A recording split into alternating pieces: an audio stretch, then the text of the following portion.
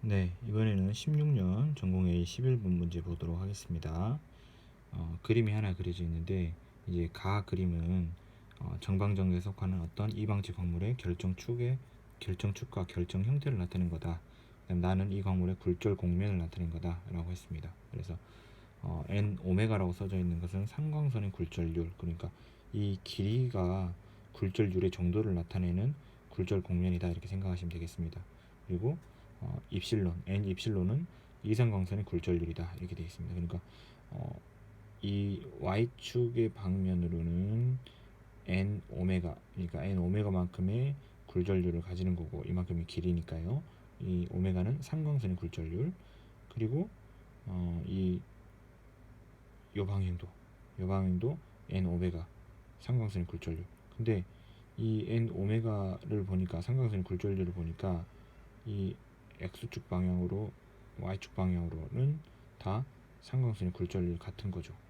근데 요 입실론 이삼광선의 굴절률 같은 경우는 z축 방향으로는 그 굴절률이 좀 더 큰데 이게 x축 방향으로는 굴절률이 점점 작아져가지고 길이가 더 좀 길고 여긴 길이가 짧잖아요. 근데 지금 이 길이와 이 길이는 같은 거니까 이 입실론 값이 n 입실론, 그러니까 이산광선의 굴절률 값이 z축 방향으로는 굴절률이 큰데 x축 방향으로는 굴절률이 작아진다는 것이죠.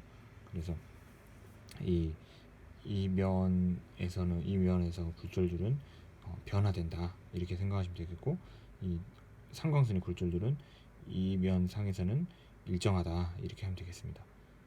자, 그러면 박편상에서 완전 소관과 최대 복굴절에 나타나는 면의 면지수, 밀러 지수를 각각 쓰고 그 면에서 완전 소관과 최대 복굴절에 나타나는 이유를 각각 설명하시오 이렇게 말했습니다. 먼저 그 완전 소관이 나타나는 면의 면지수부터 해보겠습니다. 완전 소각이 나타난다는 것은 재물대를 돌렸을 때 모든 방향으로 밝아지는 부분이 하나도 없이 항상 소각이 된다는 거죠. 근데 항상 소각이 되는 이유는 이제 그 굴절이 두 방향으로 일어나는데 그 두 방향으로의 굴절 정도가 똑같은 거죠. 그러니까 굴절률이 똑같은 경우에 이제 계속 완전 소각이 나타나게 됩니다. 계속적으로 소각이 되는 거. 근데 이 광축과 광축, 여기 지금 광축이라 써있죠. 그래서 이 광축과 나란한 빛이 들어오면, 광축과 나란한 빛이 들어오면 소광이 됩니다. 광축과 나란한 빛이 들어오면 소광이 된다. 근데 왜 광축과 나란한 빛이 들어오면 이제 소광이 되냐면 이 광축과 나란한 방향으로 빛이 들어올 때 좌우로, 직균이컬 같은 경우 좌우로 진동이 될 거예요. 근데 좌우로 진동이 일어날 때 굴절되는 정도가 지금 똑같으면서 빛이 계속 이렇게 밑에서부터 광원에서부터 올라온다는 거죠. 그래서 박편을 지나갈 때 뭐 교차되는 그 두 방향으로의 그 굴절률이 똑같으니까 서로 서로 이제 간섭이 일어나는데 서로 상쇄가 되는 거죠. 그래서 아예 빛이 하나도 안 남게 되는 그런 상태가 됩니다. 그래서 까맣게 보인다, 완전 소각이 나타난다 라고 하는 거죠. 그래서 이 광축이라고 하는 게 그건죠. 이제 빛의 굴절률이 똑같은 축, 이것을 광축이라고 하는 거죠. 그래서 이 지금 완전 소각이 나타나는 이 면 지수는 지금 이 면으로 박편을 만들었을 때, 그러니까 이 면의 방향으로, 이 면의 수직인 방향으로 빛이 들어왔을 때 완전 소각이 나타납니다. 그래서 면 지수를, 완전 소각이 일어날 때 면의 면 지수는 Z축은 이 C축만 만나고 A축과 B축은 안 만나는, A축과 B축하고는 나란한 면일 때 광축과 수직인 면인 거죠. 광축과 나란한 방향으로 빛이 들어오게 되는 거죠. 그래서 이때가 완전 소각이 나타납니다. 그래서 이때 면지수는 0, 0, 1인 거죠.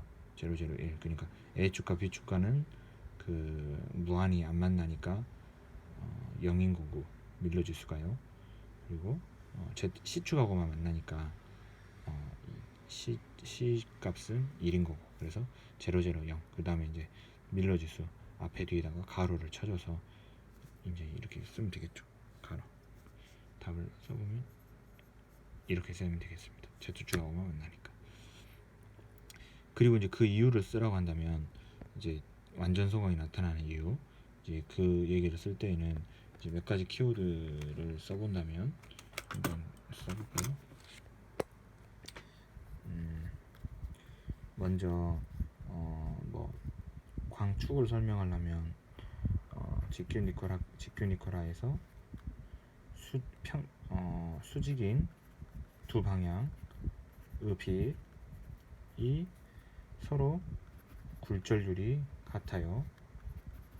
그래서 서로 간섭이 일어나는데 서로 상쇄가 되는 거죠. 상쇄가 돼서 아예 소광이 일어난다. 이런 방향을 이제 광축 방향인 거고, 광축 방향과 나란한 방향으로 빛이 들어왔을 때 소광이 일어난다. 이제 이런 식으로 써야 되니까요.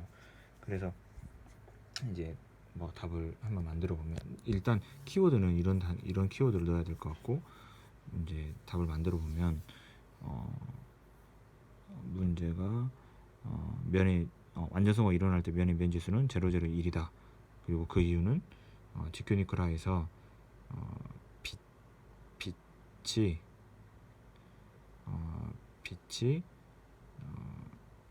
진동하는 진동을 써야겠네요.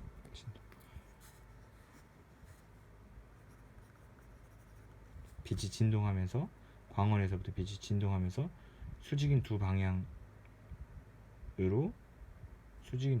빛이 진동하면서 입사될 때 두 방향의 굴절률이 모두 같아 간섭이 일어나면서 서로 상쇄되어 소광이 일어나기 때문이다. 그래서 완전 소광이 나타난다. 그리고 이때 축 방향을 광축과 나란한 방향이라고 한다. 이제 이런 식으로 쓰면 되겠습니다. 광축이라는 단어를 좀 앞에다 쓰고 싶긴 한데, 일단 여기까지 이렇게 하고, 그 다음에 이제 이 최대 복굴절이라고 하는 것은 굴절률의 차이가 이제 최대인 거예요.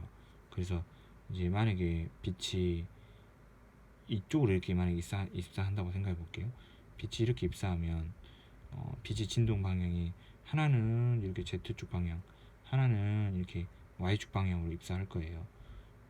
이 빛이랑 그 평행이 아니라 수직으로 빛이 이렇게 진동하면서 입사될 테니까, 그래서 이렇게 진동도 하고 이렇게 진동도 하고 할 텐데, 이쪽은 굴절률이 큰 방향으로 진동인 거고, 이쪽은 굴절률이 작은 방향으로 진동하는 거니까 굴절률의 차이가 큰 거죠. 그래서 이렇게 굴절률 차이가 클 때 이게 최대 복굴절이 나타나는 거고, 이때 굴절률의 차이가 제일 큰 방향을 최대 복굴절이 일어나는 방향이다, 이렇게 얘기를 하는 거죠. 그래서 이 굴절률 차이 때문에 복굴절이 일어난다는 얘기를 해주면 될 것 같아요.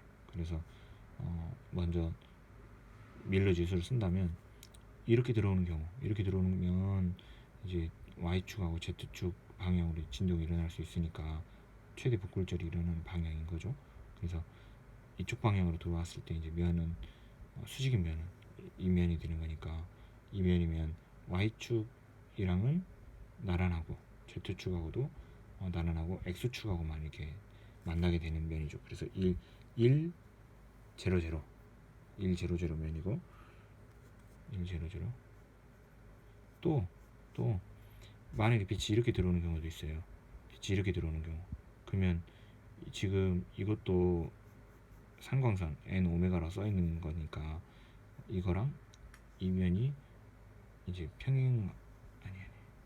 이 면이 입사된 빛이랑 수직인 거잖아요.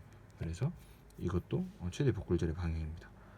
그래서 이제 써본다면, 이제 이번에는 그 Y축하고만 만나고 X축이랑 Z축은 평행하는 게 되는 거니까, 그러면 0, 1, 0, 0, 1, 0이 되겠죠. Y축하고만 만나니까. 그 다음에 이제 최대 복굴절이 나타나는 이유를 이제 써본다면, 이것도 복굴절을 먼저 말해야 될 것 같아요. 복굴절은 빛이 진행될 때 이제 진동하는 두 방향 진동하는 수직인 두 방향이 방향의 굴절률이 다를 때 나타나는 것이 이제 복굴절이다. 근데 이때 굴절률 차이가 최대일 때 최대 복굴절이 나타난다. 그래서 이 면일 때 굴절률의 차이가 상광선 이걸 써주고 상광선 그다음에 이상광선 요 굴절률 차이가 최대이기 때문에 최대 복굴절이 나타난다. 이제 이런 식으로 쓰면 되겠습니다. 그래서 중요한 문제인 것 같아요. 상광선 여기 속도 공면도 있는데 아무튼 요거는 지금 굴절 공면입니다. 굴절 공면 속도 공면은 반대인 경우고요. 이상입니다.